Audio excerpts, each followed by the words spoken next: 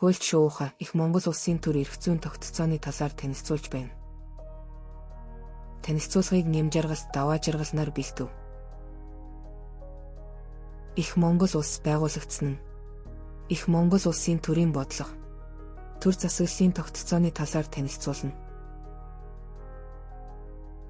13 дугаар зууны ихэнх үеийн дэлхийн ертөнц ба монголчууд нэгдсэн төр улсыг байгуулах гэж тэмцэлдэж байх тэр үед Хятад орон хоёр хуваагдаж байсан бөгөөд өмнөд талд нь Сүм улс оршиж, хойд талд Умард Алтан улс Бээжингээр төвлөн Монгол улстай хэллэж байсан. Тухайн үед дэлхийд даяараа дайн самуунтай 50 бус үе байжээ. Тэр үед Монголд нэгдсэн төр улсаа байгуулахын төлөө, түүнийг тэргүүлэхийн төлөө өрсөлдөөн хүчтэй өрнөж байсан бөгөөд тэрхүү тэмцлийн үр дүнд монголчууд нийгмэл хүчирхэг төр улсаа байгуулж чадсан юм. Хамаг Монголын ханилыг сэргсэн нь 1189 онд хар зүрхний хөх Нуурт Алтан, Хучир Сачаа бих тайчуу зэрэг хамаг Монголын нөлөө бүхий ноёдын хуралтай болж Тэмүүжинг хамаг Монголын ханд өргөмжилж Чингис хаан цолыг анх өргөв. Хамаг Монголын ханилыг сэргсэн нь их Монгол улс байгуулагдах үндсэн цөм нь болжээ. 1206 оны намар цагт Онон голын эхнээ Тэмүүжиний урд өргөнд Монголын язгууртан дээдсийн их чуулган их хуралтай хуралджээ. Их хуралтай өмнө тавигдсан үндсэн зорилт нь их Монгол улс байгуулагдсныг даяар олноо зарлан тунхаглах, нүүдэлчин монголчуудын төрийн жолоог бат түвшин атгах, их хааныг сонгон өргөмжлөх явдал байв. Ийхүү Монгол угсааны олон ханилэг аймагуудыг нэгтгэн захирсан Монгол хэмээх улс Төв Азид тогтнон мандсан байна. Шин тулгар Монгол улс тогтнон мандахад бас Чингис хааны шадар зүтгэлтнүүд нийт Монгол түмэн гол үүрэг гүйцэтгсэн. Монголын тусгар төр тогтсныг өргөн утгаар нь авч үзвэл манай эртний өмнөх 3 дугаар зуунаас үүдэлтэй язгуурын монголчуудын 1400-аад жилийн шаргуу тэмцлийн зүй ёсны үр дүн, нүүдэлч удмынхны нийгэм улс төрийн хөгжилд гарсан чанарын хувьсал өөрчлөлт, өтгөс өвгдөөс маань улбаасан төр ёсны уламжлал, шинжиллийн яа харахгүй гойд содон түүхэн үзэгдэл байсан юм. Их Монгол нь улс хэмээх орчин цагийн ухагтхууны үндсэн шалгуур, тодорхой газар нутаг, хэл хязгаар, хүн ам, төр болон төрийн бүрэн эрхт байдал хэмээх гол болцлуудыг бүрэн дүүрэн хангаж байжээ. Засаг захиргааны зохион байгуулалтын хувьд Чингис хаан их Монгол улсын төрийн бүх дээд эрхийг баригч байв. Их хуралдаагаар хаан өргөмжлөх, харь оронтой найрамдах, дайтах зэрэг төрийн онд чухал хэргийг шийдэж байжээ. Сэцтийн зөвлөлд төрийн хэргийг хөтлөн явуулахад чухал үүрэгтэй. Төрийн шадар сайдыг их хаан томилж, тэрээр гүйцэтгэх засаглалыг хэрэгжүүлж байв. Их зарагч улс орны нийгмийн амьдралын олон асуудлыг шийдвэрлэх зэрэг чухал үүрэг гүйцэтгэж байв. Их засаг нь их Монгол улсын төрийн үндсэн гол хууль байв. Үүнд их хуралдааг зарлан хуралдуулах, гадаад улс оронтой харилцах ёс, цэргийн болон иргэний үүрэг, алба татвар, эрүүгийн ба иргэний шинж чанартай олон асуудлыг хэрхэн зохицуулахыг хуульчлан заажээ. Төрийн бэх нь төрийн хэргийг явуулахад чухал үүрэгтэй хүний нэг байсан. Тэрээр цагаан хувцас өмсөж их хуралдаа хуралдуулах, хаан өргөмжлөх, аян дайнд мордох зэрэг төрийн чухал үйл хэрэг эхлэх үлцэт өдрийг сонгон цаг зүг чигийг зааж өгөх үүргийг хүлээнэ. Бөө мөргөл нь их Монгол улсын төрийн гол шүтлэг байсан. Их засаг нь их Монгол улсын эрх зүйн үндсэн гол их сурвалж мөн бөгөөд Чингис хаанаас тогтоосон заншлын эрх зүйн хэм хэмжээний эмхтгэл юм.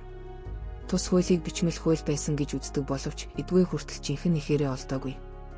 Харин ил хуулийн тухай бичсэн ихээхэн үн цэнтэй бүтээл цөөнгүй ба дам мэдээ сэлт буй. Ил хуулийн заалтад дүн шинжилгээ хийж үзэхэд төрийн захиргааны, иргэний, эрүүгийн эрх зүйн шинжтэй хэм хэмжээ ариун байдаг. Уг хууль дахь ял шийтгэлийн төрлүүд нь хамгаалах, тангаргийн эрүүн золиослох, дөнгөлөх, торгох, ташуурдах, буюу шийдэмлэх, гямданд хорих, цүлэх, цаазаар авах буюу алах ял байв. Их засаг хуулиар эмэгтэйчүүдийг худалдах, хулгайлах, монголчууд өөр хоорондоо байлдахыг хоригложээ. Их засаг хууль нь айл өрх, байгууллага, улс орон, дэлхий, олон улс гүрнийг удирдах нэг ёсны менежментийг бий болгожээ.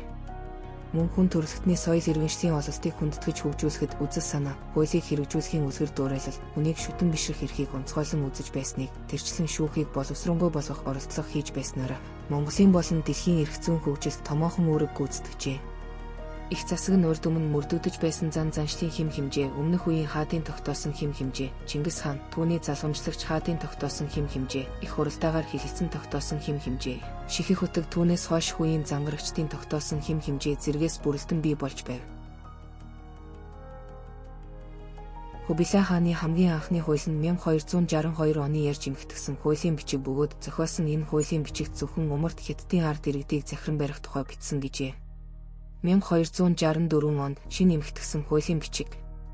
1271 онд эрхэн зөвлөлийн мужаас өргөн боловсруулсан хуулийн бичиг. 1291 онд Чичионы шинэ хууль зэрэг хууль бичиг гарчээ. Их засаг хуулийн дараа Чингисийг залгамжилсан хаадын гаргасан зарлиг цаазуудын дотроос эрх зүйн тодорхой өвөрмөц системийг бүрдүүлсэн хууль цаазын томоохон туршилт бичиг бол Их Юан гүрний нэвтрхий хууль юм. Юан улсын хууль цаазын шинжтэй хэд хэдэн бичмэл их сурвалж ба үүний нэг нь 10 буйнт номын цагаан түүх бөгөөд энэ нь 13 дугаар зууны үеийн Монголын түүх хууль цаазын нэм чухал сурвалж бичгийн нэг мөн.